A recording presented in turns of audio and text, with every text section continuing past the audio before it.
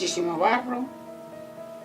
Cuando salíamos a llevar a los niños al colegio o a recoger la ropa, bueno, teníamos que poner las botas catiuscas. Yo tuve el principio de un aborto, fui a Pontones y me dijo el médico que era principio de aborto, que tuviera mucho reposo y que invertirme en las camionetas, en la autobusa, a ver si podía coger un taxi. Cogí un taxi y al llegar a la carretera y entrar en otra casita, dijo el taxista que no entraba, porque había muchísimo barro y que no se quedaba trampa por ahí. Digo, pero bueno, ¿cómo me va a dejar usted así? Dice, ay, lo siento mucho, pero yo no puedo entrar. Así que me dejó allí y tuve que ir caminando hasta mi casa. Los que eran creyentes en la época pues rezaban pues para que no lloviera por lo menos en 15 días cuando una mujer se ponía de parto. Pues aquí no entraban taxis, los coches eran escasísimos, pero el que tuviera un coche aquí no podía salir con el barro. Cuando llovía pues teníamos un barro que te puedes figurar, íbamos con botas de goma y luego las metíamos en una bolsa de plástico para poder coger el metro. Y allí nos poníamos los zapatos y al venir para acá pues otra vez las botas de goma y el zapato a la bolsa. Otras veces llevábamos en una bolsa de plástico un paño, un trozo de tela mojado y nos quitábamos el barro, lo tirábamos y íbamos para Madrid. Teníamos que venir desde Legazpi andando, con todo el barro y por la vía cantando del miedo que nos daba, por la noche. La vía era un camino natural para no pisar el barro, porque por las traviesas del tren y por las piedras por lo menos ahí no te hundían. Se nos metían para adentro los pies, perdíamos los zapatos. Más de una vez he llegado yo a casa por la noche llorando porque buscando por la noche, como no había luces, ni camino, ni carreteras, ni nada, pues veníamos desde Marceluseras andando, todo esto que eran huertas, y se me hundieron los zapatos, buscando los zapatos, metiendo la mano en el barro, y vine con un zapato sí, un zapato no llorando a casa, y así nos ha pasado 40.000 veces. Hasta el pie y se quedaba la zapatilla dentro del barro.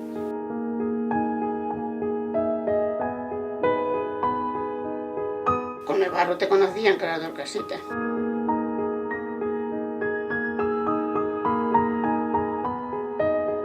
Bueno, pues uno de los lemas del barrio, de Orcasitas, es del barro al barrio, precisamente porque en aquella época pues la gente vivía en unas casas que había hecho por su cuenta, de una manera, digamos, pues desordenada, improvisando las calles. Fundamentalmente cuando la gente llega aquí, pues es en los años 50, en el final de los 40 y muy al principio de los 50. Yo en concreto llego en el año 56, en octubre del 56, y Orcasitas estaba prácticamente hecho. Me refiero a lo que eran casas bajas. La gente viene buscando trabajo desde el campo y bueno, pues Orcasitas es uno de los lugares de parada. El problema es que llegan a una ciudad que no está preparada para recoger a la gente, entonces digamos que lo que aparecen son una serie de poblados chabolistas o con infraviviendas, que son eufemismos para decir, o casas bajas, que se decía aquí que era una manera de dignificar o de no llamar chabolas, o lo que en Argentina llaman villamiserias o algo así. La gente que llegamos aquí éramos gente que procedíamos mayoritariamente pues de las zonas más pobres de España. Eran y siguen siendo pues de Extremadura, Andalucía y lo que hoy es Castilla-La Mancha, ¿no? Llegabas al cinturón de miseria que rodeaba Madrid. Y aquí pues nos íbamos acoplando, ¿no? La gente construía las viviendas como podía, al hilo del crecimiento económico de Madrid, pues vienen cientos de miles de personas, aparecen esos poblados a lo largo de, o en torno a la ciudad, en torno a la urbe, en torno a Madrid.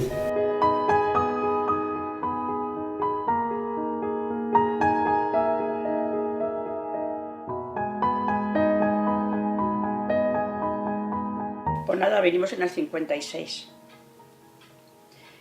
Vinimos a las casas bajas, ¿no? Que la tuvimos que hacer, era campo, era todo campo de huertas, y mi padre compró un trozo de parcela, y en vez de hacer una huerta, lo que hicimos es que por la noche, porque teníamos que hacerlo por la noche, porque si no venía la Guardia Civil y lo tiraba de día, pues entonces cogimos, y por la noche mi padre, con una cuadrilla de albañiles, vamos, que trabajaban en la construcción, una cuadrilla de albañiles, pues entonces cogimos y hicimos lo que es coger el agua de la casa, ¿no? Las 4 paredes y el techo puesto, los palos con unas tejas y ya está. Entonces nos metimos dentro con unos colchones y por la mañana cuando vino la policía y dijo esto no estaba aquí, Pero como ya viaja una señora con niños dentro, pues ya no la tiraron, la dejaron. Mi madre no se podía salir a comprar ni nada, siempre tenía que haber alguien dentro de la casa, porque como viniera la policía y viera que no había nadie, te la tiraban. Cuando llegabas te la encontrabas todo tirado. Bueno, pues venía la Guardia Civil con los presos políticos y recalco lo de los presos políticos para que sufrieran más, aquí también los traían a tirar cuando agrandabas una chabola y tal. Luego íbamos a los vertederos a buscar baldosas.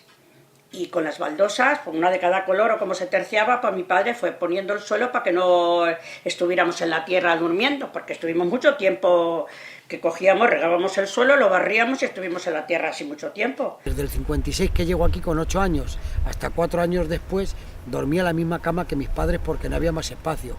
Desde los 8 hasta los 12 años dormía a los pies de mis padres en la misma cama. Cuando mi padre junta el dinero y se decide hacer una habitación, el hombre, le habían dado permiso para hacer un váter, pero él no pensaba en lo del váter, lo que pensaba era, digo yo, sacarme a mí de la cama de ellos, ¿no? Las tejas cuando hacía aire volaban, porque como tampoco estaba todo muy bien puesto en condiciones, porque no estaba como Dios manda, estaba todo hecho allá que te va, pues eso, cuando hacía aire, bueno, teníamos que salir de las casas porque volaban las tejas. La casa era húmeda, había muchísima humedad, hacía mucho frío en el invierno, tocaba las paredes y había humedad, las sábanas cuando nos metíamos por la noche en la cama parecía que estaban húmedas, la ropa que tenía en la percha al ponerla estaba como húmeda, era muchísima humedad y en el verano muchísimo calor.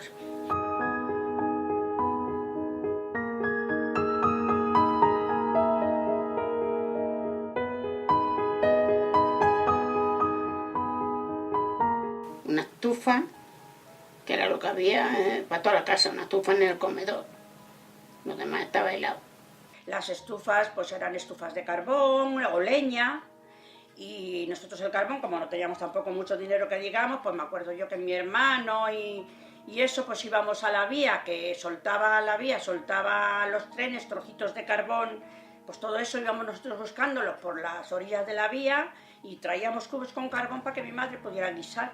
La gente vivía en unas condiciones absolutamente precarias, en medio del barro, en medio de, bueno, pues de una zona que no estaba preparada, no tenía las infraestructuras básicas, hacinados. No había luz, entonces teníamos unos quinqués y candiles también con aceite y la hilera esa que se ponía para encender, y con los quinqués, pues con eso estábamos por la noche. La luz a las calles, o sea, entendiendo como luz, por aquel entonces era un poste con una bombilla pinchada en un palo. Esa nos llegó ya bien adentrado en los años 60. No había servicios, lo teníamos que hacer en unas latas y tirar en el campo que estaba cerca, que estaba enfrente del campo. Solamente el 11% de los que vivían en las mesetas de Orcasitas tenían agua, tenían un váter, por llamarlo váter, porque normalmente en algunos casos era un váter para varios vecinos al final de un patio, porque el agua a nuestras casas nos llegó hasta el principio de los años 70. Teníamos un servicio, yo tenía un servicio que solamente la taza, ni había bidet ni lavabo, y el servicio no tenía puerta. No tenía agua caliente, no tenía agua corriente, que había un pozo ciego, que era de los 4 vecinos. Cuando se llenaba, pues iba una citerna a sacarlo. Que por cierto había un olor que no se podía resistir.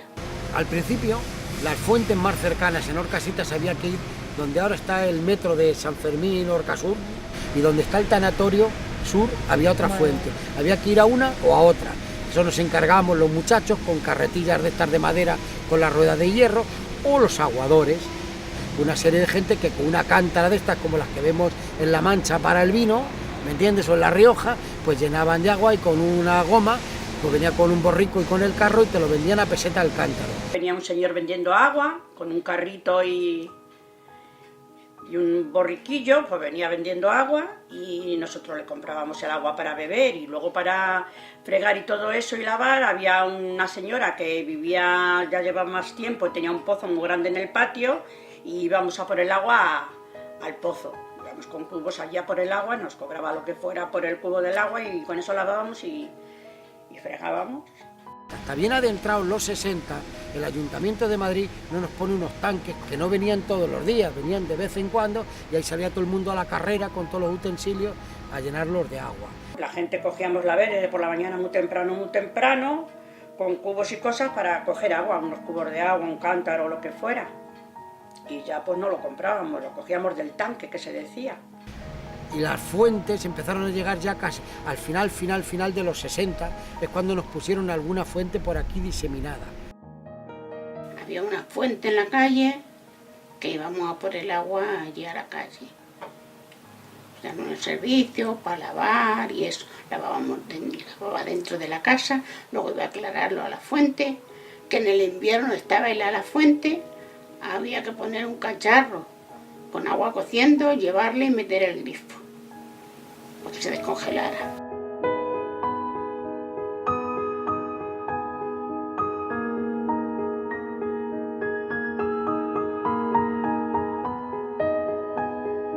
El 71 quizá es un momento clave porque comienza, digamos, a constituirse la asociación de vecinos, primero de una manera, digamos, ilegal, porque se estaba, además de todo esto, de esas condiciones sociales precarias, se estaba viviendo en una dictadura con falta de libertades. Se constituye la asociación de vecinos y ahí Félix es una persona clave porque de alguna manera la gente empieza a cobrar conciencia ciudadana, ¿no? Empieza a pensar que tiene derecho a vivir en otras condiciones, empieza, digamos, a exigir una vivienda digna y hay una mezcla entre, por una parte, la lucha por esa vivienda digna y la lucha por las libertades en este país. Yo era artesano y yo trabajaba en mi casa, yo tenía 22 años. Yo tenía grandes inquietudes sociales. Yo ya me planteo de que, bueno, que si está el cielo y el infierno, pues que el infierno lo estás padeciendo aquí. Y que si, bueno, si luego hay algo por allí que ya lo veremos, pero que lo primero que hay que hacer es luchar porque hay una cierta igualdad en lo que aquí tenemos, ¿no? Entonces, pues llamo a un programa de radio que se llama Madrid Protagonista en Radio España, que ya no existe la emisora, y fue cuando dije aquello, que el hombre había llegado a la luna y aquí cagábamos en una lata. Y entonces aquello pues lo escuchó gente del barrio y tal, y bueno, y ahí surge la asociación de vecinos. Hace 4 años el barrio por fin decide que hay que agruparse y que hay que hacer algo para solucionar un poco esta situación en la que estábamos viviendo, ¿no? Entonces es cuando decidimos constituir una asociación de vecinos. Esta asociación de vecinos pues ha habido que luchar mucho y en fin, y por parte de los que tenían que ayudar, como eran las autoridades locales, pues han sido los que más obstáculos han puesto. Un grupo de hombres que se empezaron a juntar allí en un escampado, porque luego ellos mismos lograron hacer pues una pequeña casita, un pequeño local para juntarse allí y allí hablar sus cosas, ¿no? Para poder sacar las cosas adelante. Estuvimos durante un año para levantar el local de la asociación de vecinos que estaba donde está ese escenario, con nuestras manos, todos los sábados y los domingos, y sin dinero para los materiales.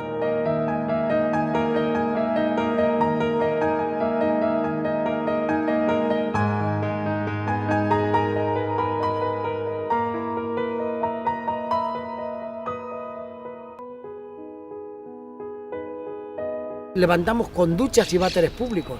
Los váteres que teníamos, cada baldosín es de un color, y era como, sí, esto siempre ha estado lleno de albañiles, cuando iban a las obras, en la bolsa se traían los baldosines de la obra, cada uno los que podía, y así eran los baldosines de nuestras duchas o de nuestros váteres. No nos duchábamos todos los días, pero los sábados y los domingos, que lo teníamos abierto, todo el mundo con su bolsita, su toallita, a la asociación.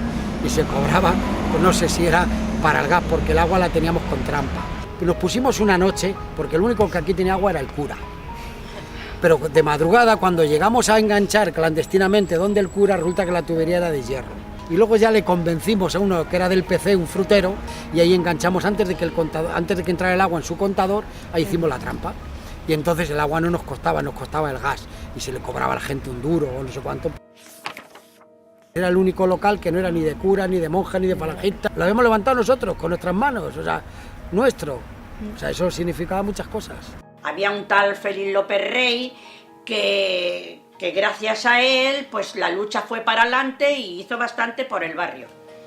Que vino un ministro, les llevaron allí a casita, les llevó Félix lo que fuera, para que vieran todo el barro que había, le metieron por todo el barro y por todo lo que había malo. Para que viera cómo estábamos viviendo.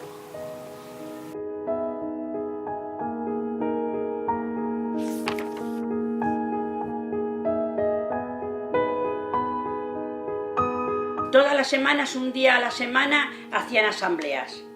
allí todo el que podía iba, ¿no? Y todo el que podía pues ponía su manita, si decir pues yo puedo ayudarte a esto, nosotros hacemos lo otro y todo eso.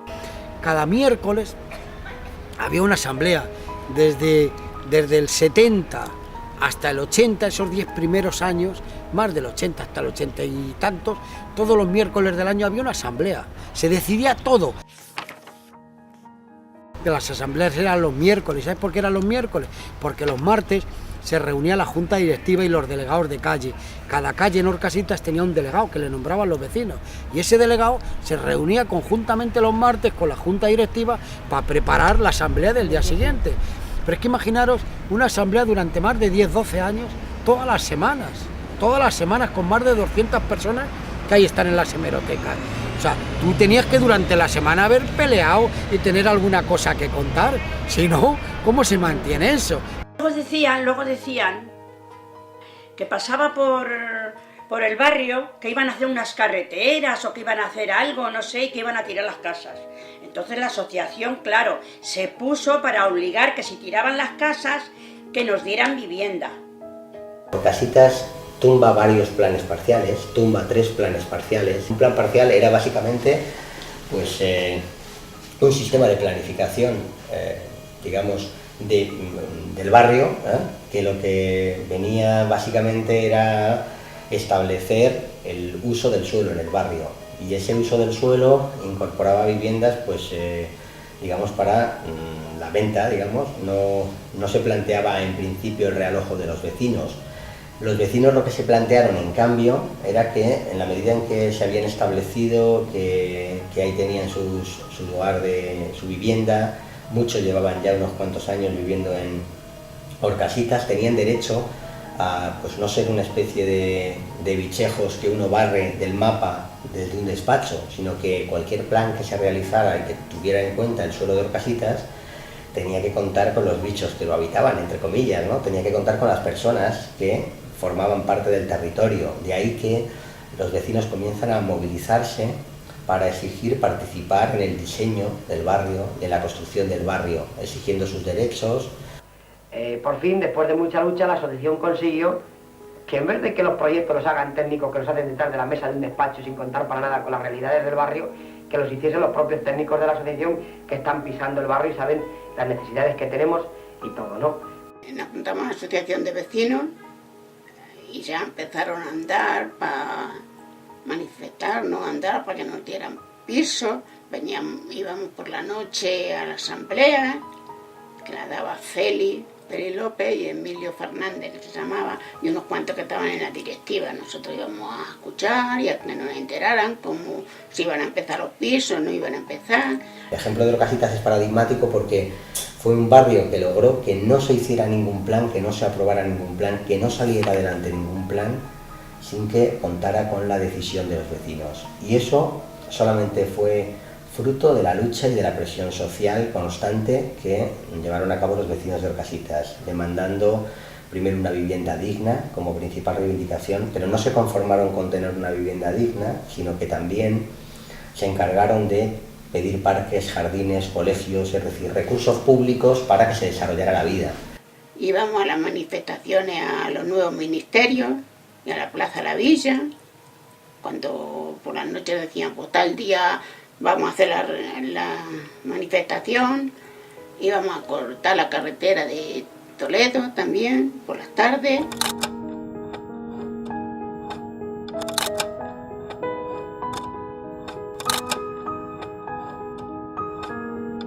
Costó mucho trabajo y mucho sacrificio y mucha lucha, pero lo fueron logrando.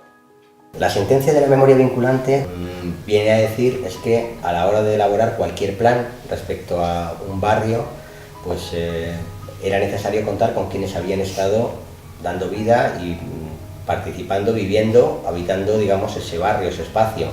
Esa es una sentencia, digo, muy interesante, que incluso alguna vez han venido pues gente ahora pues de los nuevos movimientos sociales, ¿no? Del 15M y demás, ¿no? Que te dicen, bueno, me gustaría que nos contarais esto porque igual lo podemos invocar, es decir, que pues a la hora de cuando se producen desalojos, ¿no? De personas, ¿no?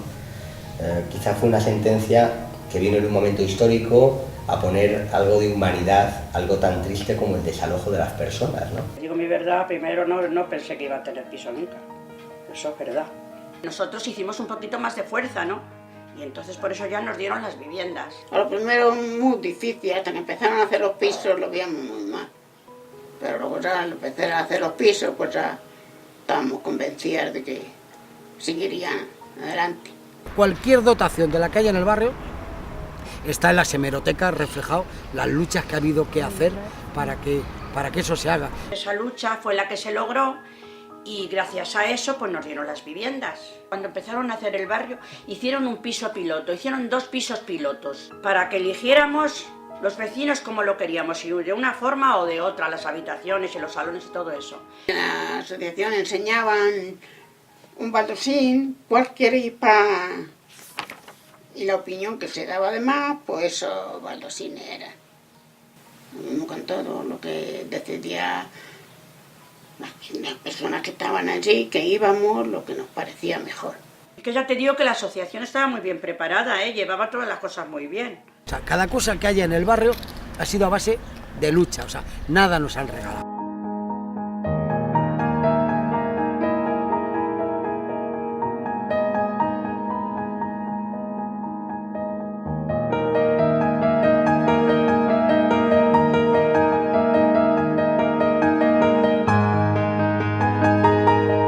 Allí los vecinos ya habíamos hecho grupos de los que querían ir en un bloque, de los que querían ir en otro, ¿sabes?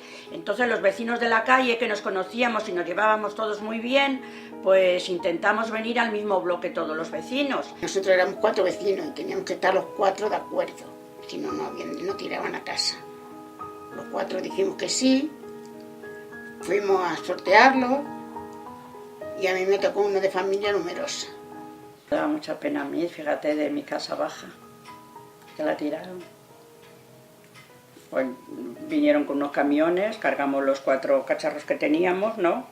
Y ya estaban las máquinas para tirarlo, como unos tractores, una excavadora o lo que sea, ¿no? Lo metían, ¿no? Y lo tiraban. Como eran casas también que no tenían mucha estructura ni muchos cimientos, pues enseguida iba abajo.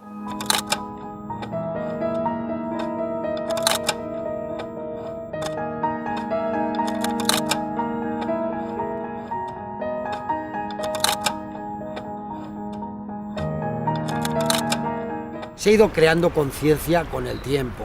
O sea, yo recuerdo las primeras asambleas, pues cuando una mujer hablaba, te estoy hablando del año 70, pues siempre había algún cafre que salía diciendo «Fulanito, cállala y llévatela».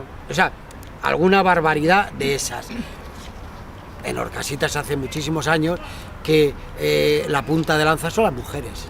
Pues un papel muy importante, porque los maridos se iban a trabajar y la mujer es la que tenía que ir a los médicos con los niños, ir a las compras, a meter el agua, a lavar como podían en cubos, y era una lucha constante. La mujer ha sido muy importante en el barrio de Orcasitas.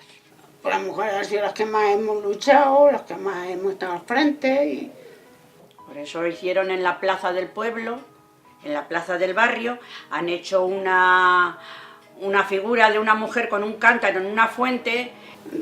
Te recuerdo a cuando íbamos a la fuente a por el agua, homenaje a la mujer. ¿Qué ocurrió en aquellos momentos? Fue una revolución, y entonces fue la primera revolución que se hizo en Madrid. Entonces la primera revolución siempre cuesta trabajo, entonces tú te encuentras, bueno, una revolución, a lo mejor un tiro al aire ha matado a un inocente, pero si tú aquí hoy en Orcasitas haces una encuesta, y de hecho ya la has sabido, y el grado de satisfacción de la gente de Meseta de Orcasitas pues es altísimo. Este es un barrio que, como se ha hecho a golpe de participación, la gente lo siente suyo. Esta es la diferencia con otros sitios. Orcasitas es un barrio que la participación ciudadana ha sido una tradición. Como son pisos que han sido todo con la lucha del barrio, pues entonces decidieron de poner a las calles nombres de las luchas. Este barrio es el barrio donde está la calle Participación, o la calle Empleo Juvenil, o la Ronda de las Cooperativas, o incluso tenemos una plaza que se llama Plaza de las Asambleas. Los nombres de las calles los pusieron los propios vecinos, o los pusimos los propios vecinos. Orcasitas ha seguido manteniendo vivo el espíritu, digamos, de participación ha seguido realizando asambleas multitudinarias. La asociación de vecinos, cada vez que hay un problema en el barrio, pues hace un llamamiento con megafonía, con carteles, la gente acude a la asamblea de vez en cuando, nos vemos las caras. Todavía sigo luchando. Y en la asociación de vecinos pues hay muchísimas cosas. Hay que hacen gimnasia los mayores, las niñas bailan, enseñan también a los ordenadores, o sea que hay muchísimas cosas. Hacen bastantes asambleas la asociación y sigue trabajando para que la cosa se pueda solucionar y arreglar los problemas del barrio. Hay una cosa curiosa, ¿no? Aquí nos reunimos desde hace 40 años, todos los martes se ha venido reuniendo un grupo de gente del barrio en la junta directiva para pensar en los problemas del barrio. Eso me parece muy importante y eso no lo hemos perdido nunca. Al final la asociación es como un recurso que todo el mundo sabe que está ahí. Es decir, y que el día que necesita algo sabe que es un sitio donde puede ir y puede juntarse con otros y tratar de avanzar. El Pacto Cívico fue una iniciativa bonita que además ha recibido un premio de Naciones Unidas, que básicamente fue pedirle a los vecinos que se comprometieran con su barrio y a la vez hicimos un plan estratégico de qué queríamos para el barrio, qué estoy yo dispuesto a dar y qué también exijo para, y solicito y pido, ¿no?, para el mantenimiento de la vida, ¿no?, en el barrio. Fue un pacto refrendado por muchísimos vecinos en el barrio, que lo refrendaron con su firma, con su voto, con su apoyo.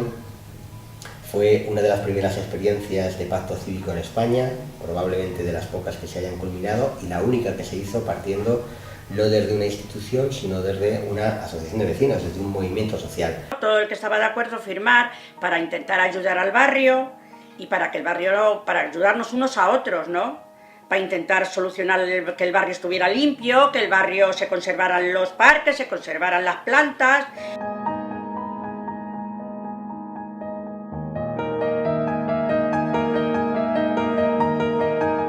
El barrio muy bien, yo le veo muy bien, un barrio muy tranquilo, aunque dicen que tiene mala fama Orcasita, pero un barrio muy tranquilo, hay muy buena gente aquí en este barrio. La gente del barrio es toda muy buena gente. Hombre, siempre hay, ¿no?, alguna cabra negra siempre en un rebaño, pero vamos, suele ser un barrio bueno, de gente trabajadora y gente honrada. Al final, pues nos consideran como barrio con carácter y donde los urbanistas de prestigio, sociólogos, etcétera, al final lo que deciden que los barrios tienen que ser esto.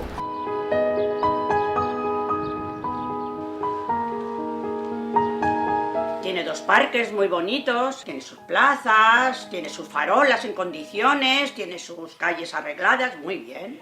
Hay de todo, de tiendas, de todo, de carnicería, pollería, de todo. O sea que el barrio está muy bien, no tenemos que salir de aquí para nada.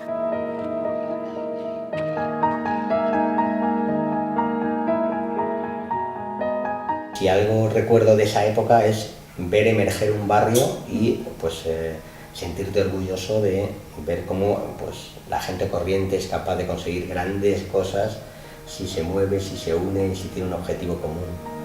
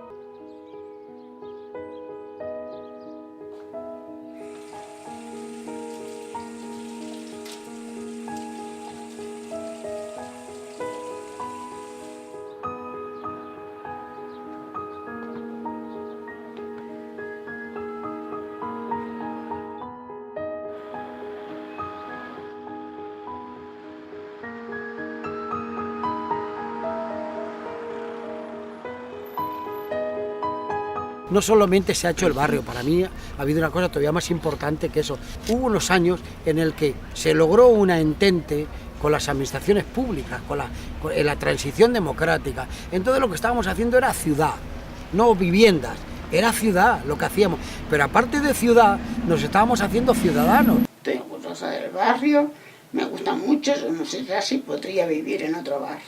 Las luchas más grandes y más intensas donde se han dado es desde aquí. Y afortunadamente aquí la lucha sigue. Horcasitas y punto.